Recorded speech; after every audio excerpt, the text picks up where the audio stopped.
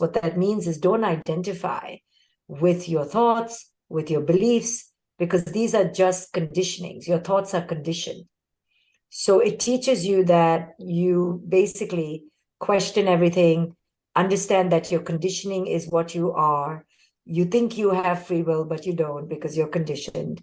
And your job to awaken is to become aware of all this conditioning and begin to separate your attachment to it so that you can then execute choice.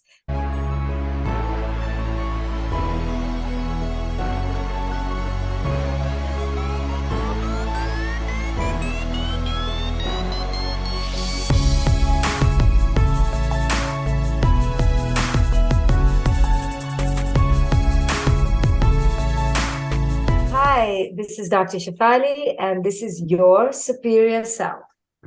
I have to thank you, right? Like I'm listening to your book currently, two of your books. Um, and I think your philosophy, I think your practice is very unique, and I'm obsessed with it, right? Like I'm in counseling right now, and some of the theories we talked a little bit about that before we started recording.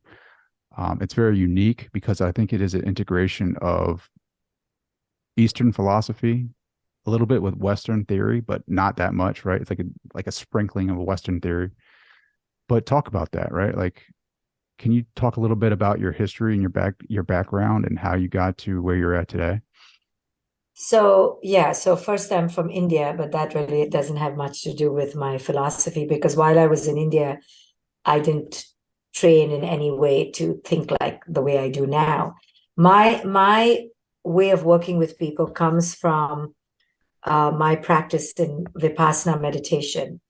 Vipassana meditation and all meditation, most meditation, focuses on the observation of your thoughts and teaches you that you are not your thoughts. What that means is don't identify with your thoughts, with your beliefs, because these are just conditionings. Your thoughts are conditioned.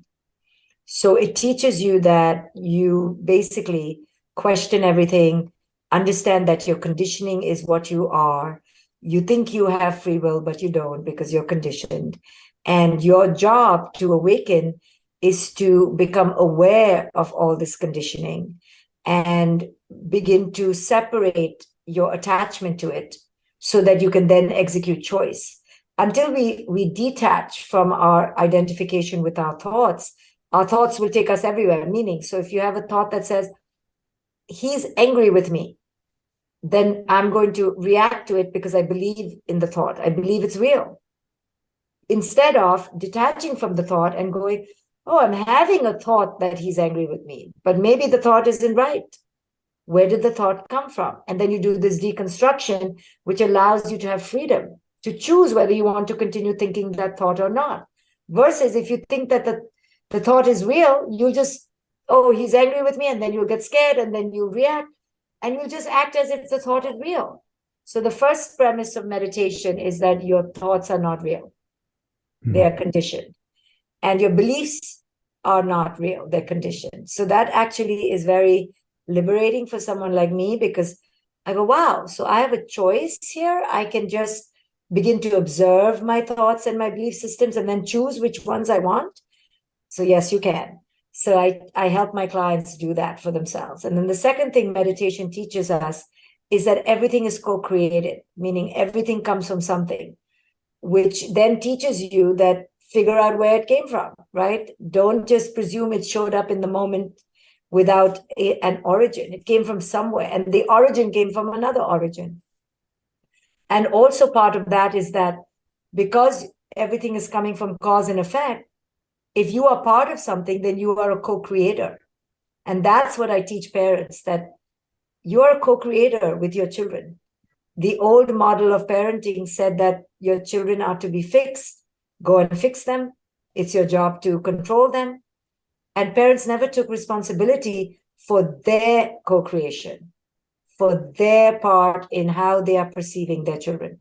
And that's what I teach in my work is, how do parents identify less with their belief that they have to be in control, that they know everything, right? That's the piece of the thoughts are not you part. And then the second one is, how can you as a parent truly understand that you are a co-creator of your experiences with your child? And most likely, your ego is the one that's causing all the trouble. So that's what I teach in this new book of mine. It's called The Parenting Map. So people should go grab a copy right away. I have mine. I love it. I love it to death. You talk about interconnectedness and oneness, right? Have you ever experienced that in your meditations? Yes. Oh my goodness. So interconnection is another thing that you develop as you practice meditation, which only can happen when your egoic mind, which is so reactive, calms down. So when you meditate for hours, your egoic mind calms down and you just enter into your own inner self, in your own inner being, which is just breath, which is just energy. And when you just suspend your mind, you just feel like, wow, I'm just energy and everything around me is just energy. And you're not thinking, who is he, who is she, is what race, what nationality, what color. You're just in the breath of it. And that's the beauty of meditation, is you enter your breath, which is without identification. There's no name to your breath. There's no color to your breath. There's no status. There's no money attached to your breath. It's for free. It's just breath. And when you realize that all you are is breath, you realize that all we are is breath. So we are therefore all one, all the same. Just we are disguised in these bodies, but it's just an illusion. An illusion, like simulation, like virtual reality almost, you think? No, just that our minds are tricking us to only see the outside. And we think that the outside, so if I look different from than you, my mind is training me to believe that that is true without looking deeper. If I look deeper into both of us, we are exactly the same. I breathe, you have blood, I have blood, we have cells, you have cells. Our difference is so infinitesimal that that's why it's an illusion. When I look at you from the outside, it looks very different. So that's the illusion. It's like, oh, don't believe this. That's not reality. Go deeper behind the external, and you will see that we are all the same. Sure. How do you get that message? How do you communicate that message with your patients, right? Because a lot of people come to you and they're not at that level of consciousness, right? Like they're slowly noticing anxiety and defenses arise in them with their kids. They come to you. What you just said is some really deep philosophy. What does the therapeutic process look like with you when someone first comes to you? How do you communicate your methods and philosophies to them to help them awaken a little bit more? Well, first is how I view them. So if they come to me and go, oh my goodness, my son Jacob, he just got a C grade, and I'm just so scared, and I'm just blah, blah, blah, blah, and he doesn't listen to me, and blah, blah, blah, blah, blah, blah, like talking. A traditional therapist may get very seduced by her story. Oh, tell me more. Let's go fix Jacob. What's wrong with Jacob? Here are 10 strategies to fix Jacob. But because I come from my point of view or my perspective, I just see her as a parent who's completely identified with the wrong things. There's nothing to worry about. Nothing wrong with Jacob. Once I get her to calm down, which may take a few sessions, I'll then show her. So I'm not playing her game. And just by not participating, I'm showing her a different way to be. Because I'm not buying into it. Nothing she says impresses me. She's anxious about Jacob, but there's nothing to be anxious about. She's anxious because she believes that A, she should have control over Jacob. B, Jacob is her puppet. C, Jacob should be successful and competitive and do well in all his subjects. All these things I don't believe in. I know they're illusions. So when I know they're illusions, I don't buy into it. When I don't buy into it, I don't feed the flame. And at some point, my client will say, what, you don't think this is something I should be anxious about? And I say, no. And then we start exploring. Oh, really? Why not? And then I teach her that these are the lies culture has told us. Don't buy into it. Similarly, if she came to me and she said, oh my God, my boobs are sagging and everyone has such nice perky boobs and I'm feeling really bad about myself. I'll just let her vent, but I won't feed into it. If I thought that she was right, that every woman should have perky breasts, then I'd be like, oh, let me find you a surgeon. Let's fix it. You see, because I come from the equanimity of the fact that most of these things that culture has told us are problems are not problems, that equanimity is the first approach. And the client will absorb that. And then I will teach them how these are lies that they have believed in just because they have had these thoughts. And I'll show them how there are other ways to believe and that their thoughts are lies, that they've just been conditioned, habituated, and they don't have to be. So everything, well, I definitely agree with you, right? Like the theory of attachment is real. Our programs, what we've been taught, right, has been handed down generation to generation. What does the ideal person look like? What does the authentic parent look like? Well, you rarely will meet an authentic parent because children are so damn frustrating. They keep pushing us into our ego. Well, a really authentic parent is a calm, present, focused being who understands that their children are not their possessions. They're not here to be controlled, and they don't have to control them. But when they're younger, yes, they have to be more hands-on. But as they grow older, they can just be present and allow the children to just find their own way. When they're younger, you have to do more guiding, more quote unquote, ushering, more encouraging. But as they grow older, that stress becomes way less. So the ideal parent understands that I don't have to panic. I am raising a child over a long period of time versus the traditional parent who believes that we need to panic at all times because we have to raise the child fast and we have to raise the perfect child and the successful child and the happy child. And I need to blame them and I need to fix them and I need to control them. The traditional parent is full of stress and angst. The conscious parent, the authentic parent, is calm, is relaxed, where there's no hurry. Time doesn't have the same meaning. We're just here to connect and be beautiful.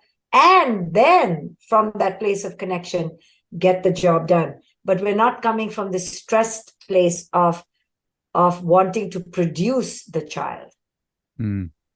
What does it mean to you, right? Like to be conscious? Like, what does that mean?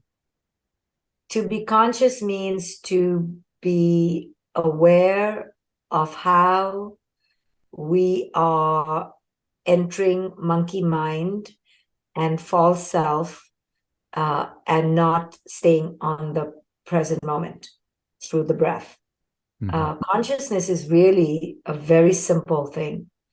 It's not about, lightning and firecrackers. It's about truly being present here and now.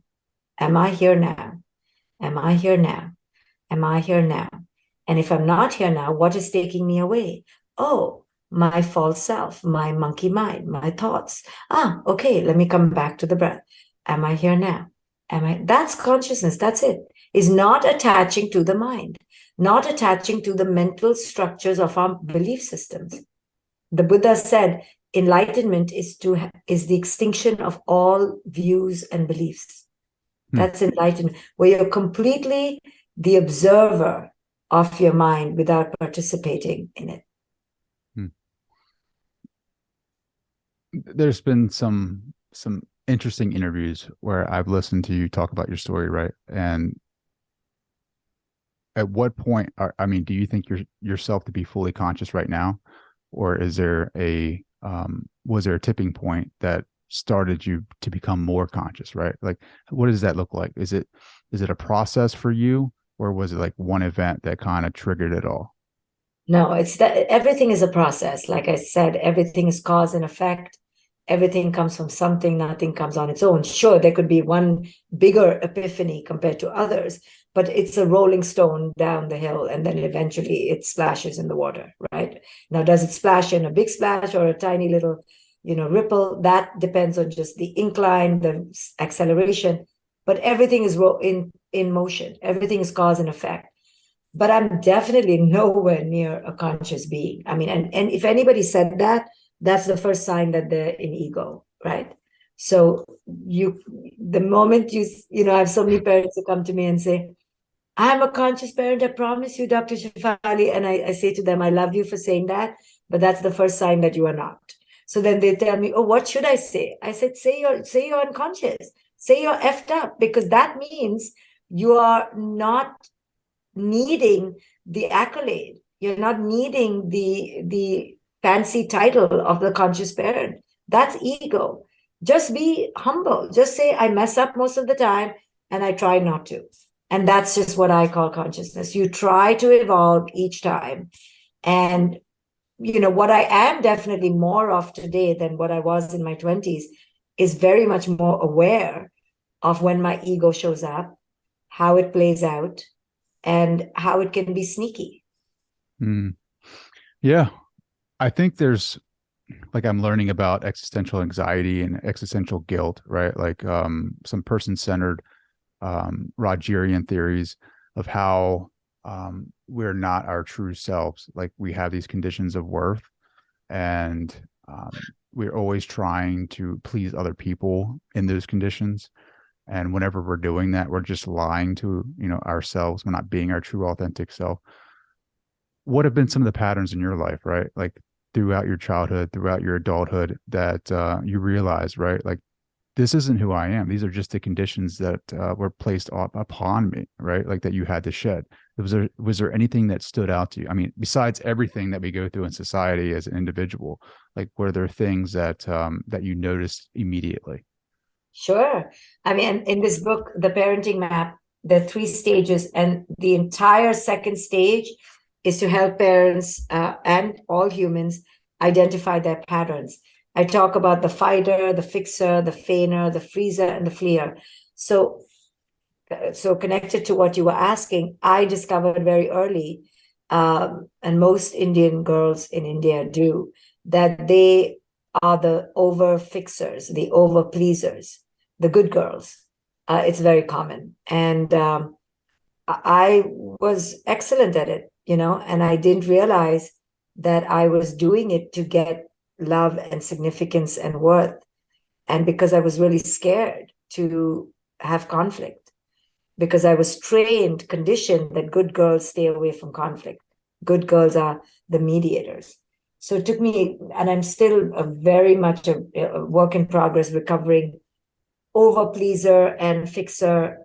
So it takes time. The goal is not to be done with it. The goal is to be conscious of it and watch it show up and then undo it in the moment. What about you? What do you think your patterns are? My patterns, and I see what you're doing right now. Mhm. My patterns are being the good boy, right? Um, it definitely shows up in my professional life. It definitely shows up in my marriage. It shows up in fatherhood, where the good boy, like I always want to make people proud of me, right? And when something happens, it triggers me. Like when like I take things too personal. Like if something happens, it's outside. Well, everything's outside of our control, really. Like the only control we have is our choice, how we show up in this moment. But I fall asleep to that, and I think that I am this character that I'm playing, and things will happen outside of my control, and then I get upset because people are asking me, why did this happen? And I immediately take offense because I'm the good boy. Like Mhm. I'm just trying to be a good boy. Like I don't mean ill will. I just want to please you, right? I want you to be proud of me. So Mhm. that pops up a lot in my life, Mhm. especially with authority figures, because Mhm. I have a problem with authority figures. Mhm. Um, I think in Western society, it's so funny because I was I was watching you on Mind Valley, and you were talking about grades, and my son just brought home a D, right? And the programs in me that started to come up, right? Just because of this grade. What is this really? This grade is a letter, right? And I know how, and I know how um, hard he works in other subjects, but he's interested in those. And like what comes up in me when he gets a D is like what you talk about as far as that imaginary idea of what he should be, right? Exactly. And the panic it induces in us, as if we need to fix the child right now because we cannot tolerate the imperfection of the moment. Hmm. Well, to that point, right? Like with grades and expectations, like what should a conscious parent, how should we approach school for kids, right? Like I think it's important to support them in areas that they are interested in, right? But school to them is not interesting. Like it right now it's not, just because they'd rather be doing other things.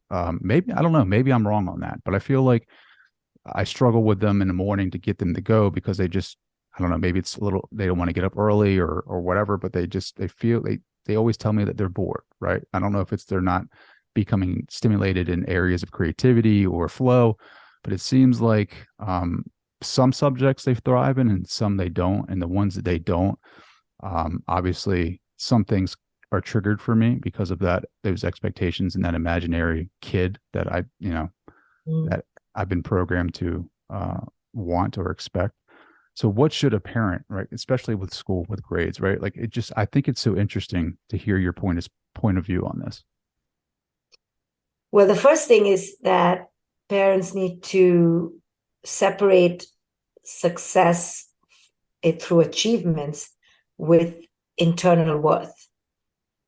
Just separate it. Your child may be struggling, but your child is not bad.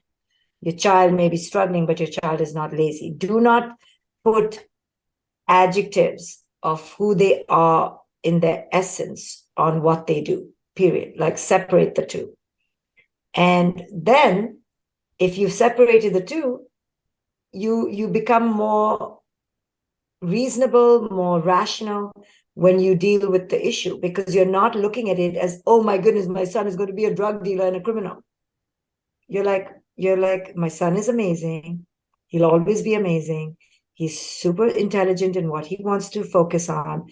This is just a glitch. How do I want to handle the glitch? There are billions of ways to handle the glitch. You can help them. You can change their class. You can get another teacher. You can get a tutor. You can ignore it. Let him just have a glitch. It's a glitch. Your kid cannot be glitch free. There are going to be 20 glitches out of 100 things. We have glitches. I'm not good at everything. You're not good at everything. Are you a master chef, a master gardener, master interior designer, master painter? No, you're not. None of us are. But we accept that in ourselves. But with our children, we send them to school with all these subjects and expect them to be A grade in all the subjects. How can that be? So we just look at it as a glitch and just manage the glitch. See, I've already calmed you down, right? If you look at it like that.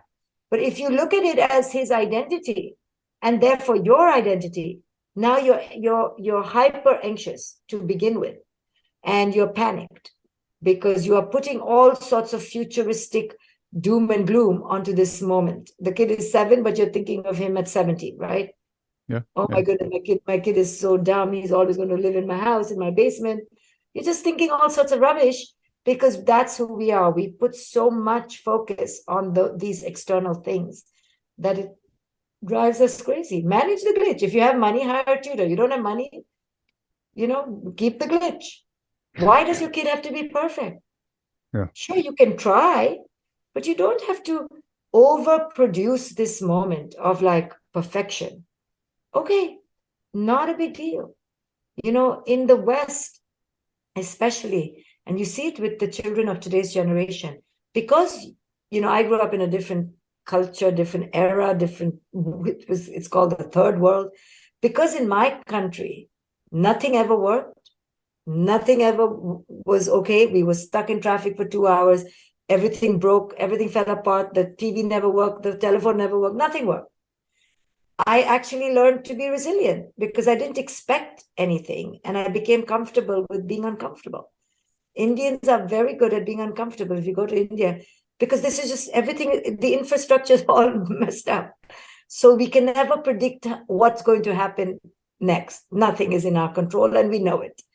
But when you come to the West, because of our over reliance on things actually working out, It actually creates a fragility for when things don't work out. We want perfection. Look at the children today. They are more indulged than ever before. They're more messed up than ever before, right? They're more confused, more anxious, because we're teaching them to not tolerate discomfort. We've taken away all the discomfort because we can't handle it. So the D grade is uncomfortable. Okay. It doesn't break you, doesn't make you. Be uncomfortable. Let's get over it. Let's show our kid. The D grade did not change how dad looks at you. The D grade did not change whether you became taller, prettier, smarter, nothing. It's just a grade. So when we can have that approach, then we teach our children real resilience so that the next time something quote unquote unexpected or negative happens, they're like, okay, that's not my identity. It's crappy, but I'm not going to fall apart because it's not my identity.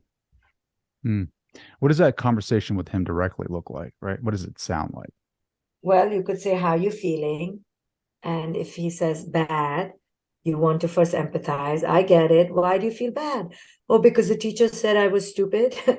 So then you go, wow, the teacher said that? That doesn't sound very smart of the teacher. Do you think you're stupid? No. Or if the kid says yes, I mean, I can't imagine the whole conversation, but you have this attitude of how do you feel? What happened? You know that you're smart no matter what. Mom or dad, we don't think you're less smart. D grade doesn't matter at all. It's okay. We're going to try harder. Would you like to try harder? We can try, but we're okay with the D grade. You can get many D grades. You can get many B grades. You get whatever grade you want, as long as I know you're trying and I saw how hard you tried. Don't worry. Do I look worried? No. Okay. You're trying to show them that they should never be afraid of any grade. Similarly, they shouldn't be afraid of almost anything. It's okay. They are still whole and complete as they are. I love that. I feel like this philosophy. Sorry, let me just say similarly, don't go overboard with the A grade.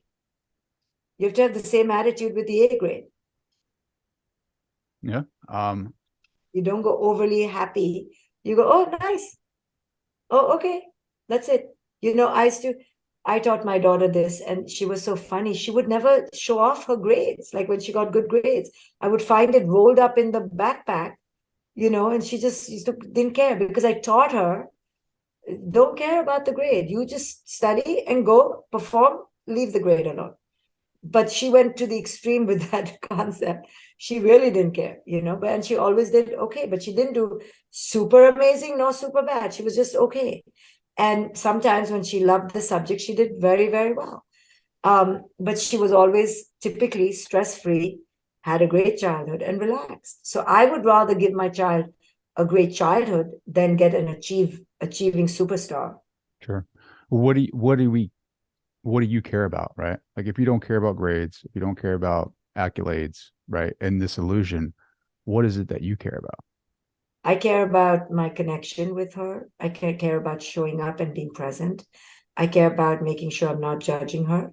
I care about her having choices in her life and me being an advocate for her if it's safe, if it's secure, for her to make decisions. I'm always trying to tell her, what do you want? What do you think? Even though I may not listen, but I wanted to at least activate that faculty of self-awareness. I feel like that brings a lot of freedom, right? Like the more that we learn who we truly are, not like what society expects us to be, but not what society says we should want or should have. But the more that I study this consciousness that I am experiencing, the awareness, right? Like that is fundamentally who we are, right? Is consciousness. The more that I explore that and understand that, right? Like it brings a sense of freedom.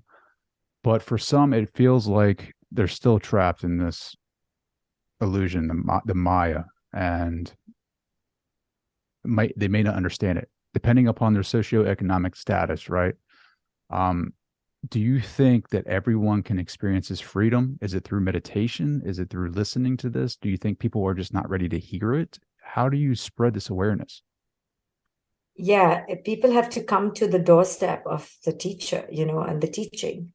Trust me, I'm trying to spread it, and I You have are, because I feel like you're on everything. Like you've done like 1,000 shows today. It's like late as I don't know what, and you're still here hanging out and having like a very intense conversation. I mean, you're doing the work. correct. But I'll do the work, but I've let go of the expectation Mhm. that people are going to show up, get it, change, love it. Of course, one in every 100 will. But I have no illusions anymore. I've been doing this for too long to think that just because I'm showing up and spreading it, that people are getting it. Mhm. I've been doing this for 13 years. This is the first book I wrote, which was the groundbreaking book called The Conscious Parent. And then this one is the how-to of that book, The Parenting Map. But this one came out in 2010. I've been trying to do this for 13 years. And when it first came out, I was all alone doing it. No one had heard about it. There was no social media, so I was literally knocking the door. But what I mean to say by this is that my role is to do what fulfills me, and being of service fulfills me. So I'm not going to pretend that I'm not doing this for me. And the other person's role is to do it for them. So if they're not ready, I'm no one to judge them. And anyway, people can only come to this wisdom, because this is like supreme wisdom, when they are ready to transform themselves in this matrix. And for many people, that is a very scary thing to do. So It is very scary. right. So the reason why people don't come to this is because they're too stuck in the matrix, too stuck in their habit. And I have full respect for it. No one should come until they're fully ready. Well, there's a choice, right? There's a choice whether you can be conscious to this matrix, right? And then live your life as the most authentic person that you can be, and whatever that entails. You may lose relationships, you may lose friends, you may lose a job, or you keep lying to yourself and live the illusion, which then you develop more pathologies because you're not being your authentic self. Does that make sense? Absolutely. So you make the choice, but many people don't even know, A, that there's a choice to be made, because they don't believe that they are being inauthentic. They're so deadened to their own ego, they're so asleep that they don't even know they're asleep. However, they will experience pain in life, because pain is coming to everybody. And that's when you have the opportunity to wake up. I say pain is the greatest portal for your awakening, because that will shake your ego out of slumber. And maybe then you'll wake up. But many people don't wake up even then, they go right back to sleep. Mm. So fascinating. And you learned a lot of, right? Obviously, you have the academics, right? Like, but you learned a lot of your philosophies through meditation. Like, what were your experiences in meditation? Can you talk about that? Yeah, so meditation is such a active practice that through the practice, things about yourself become very clear. So in meditation, you have to observe your mind and you cannot react to your mind. I mean, you can, but you have to observe your reaction. You're just sitting there for 14 hours a day when you go to a retreat. But when you're sitting at home, you can do it in 20 minutes. You begin to observe your mind. And like I said, you observe, you observe, you observe, and you begin to see how your mind is just monkey mind. And it's just made up of habits and conditionings. And you can not be ruled by your mind if you learn to observe your mind. Because once you observe the cars go by, so to speak, or the monkeys in the tree, now you can decide when you want to participate and when you want to leave. And you can make that beautiful choice of being in this world, but not belonging to it in a very beautiful, seamless way. You can go in and out and see that the monkey mind is a world of illusion. You don't have to believe all this nonsense, you know? And that brings a lot of liberation when you can step out of it. Most people don't know that they're in the monkey mind jungle, and many don't know they can step out of it. So a spiritual practitioner knows they can get in and step out, and that's why they have freedom. Sure. I've just I just finished up Yogananda's book, right? And have you read that at all? No, what is it? No. A bio, was it autobiography of a yogi? Yeah. I've not. I've read through a few chapters, but I haven't finished But it. like listening to some of those stories, right? And the spiritual masters that come here, and especially in India, right? Like they have some of the most insane. Like if you're a Westerner, right? Like myself, right? Like I've grown up. I was born in '83, right? Like raised in this society, like Northeast America, and start reading like spiritual texts, right? Of these mystics that can perform these things in this reality, right? In this form, in this matter, right? And to know that we're all interconnected. Like I feel like we all have the potential to do these things, right? But we're just so bogged down with these lies, this illusion of this reality of like, this programming that we're not worthy, right? Like we're not able to do this. Like, I don't know. I just think it's so fascinating. Like in my meditations, right? Like it's a little different than yours, but I've still had experiences where I've received guidance or knowledge, right? And it's been, I can't make this stuff up. Like I've received, like today, right? I was in a meditation this morning, and I don't know if you've seen The Matrix or not, right? But the part where like Neo comes out of that, like that chamber where he was like naked or whatever, where he was birthed and he was like a part of the Matrix, and they're like reviving him and doing like taking all the wires out of him, and he's like, my eyes hurt. Why is that? And then like the guy was like, because you never used them before, right? And I'm going into my meditation using my third eye to visualize this, my with my guides, like our conversation, and like I can understand that more because like I've never used my third eye to visualize that much. So like it's very straining on me to do that. I mean, little things like that. It might not sound monumental to you, but to me, it's like, man, this makes so much sense. It's like it's like things are starting to click together. Like I'm remembering things more. Um, have you experienced that, right? Like in your meditation, I know you're focusing on the breath, but are you still receiving guidance from outside the larger consciousness system on on topics like this? Yeah, I don't look at it like I'm receiving guidance from outside. I look at it like I'm clearing away the debris and the my own illusions, that my own connection to who I am and who we are is coming through me. And it's I can call it my higher self, I can call it the angels, but I prefer to call it just the removal of the junk, and so I can see clearly, Mm-hmm. Uh, I used to think like you that, oh damn, like who I used to think, damn, who's using me and like to download all this stuff, because I was getting all these amazing insights at 21. But then I just realized that, wow, it's just me. Like I'm just becoming clearer. And that's powerful. And I don't have to know where it's coming from or how. It's just coming in me, from me. That's all I know. And as I remove my ego, there comes more clarity. The ego is the problem that's bogging my beautiful mind down. And all of us have that potential. Of course, some are more intelligent than others, but for the most part, all of us can be in more beautiful mind than we are if we just crush the ego and learned how to do that. Mm-hmm. Well, I can't thank you enough for coming on the show. This has been fantastic. I know you've had a long day. Like that, even it means even more to me that you've been up, I don't know, probably early doing these interviews all day, and now you're here doing mine. So I want to say thank you. Much love and gratitude to you. Thank you for taking the time. And how can people find more out, like more about you? Where can they buy the book? What's your website? But I want people to buy the book. It's called The Parenting Map. The Parenting Map. If they want to learn to become conscious parents, it's a 20-step how to become a conscious parenting book. And they can get it at Amazon, Barnes and Noble, wherever books are sold. Thank you for having me, Trey. Hmm.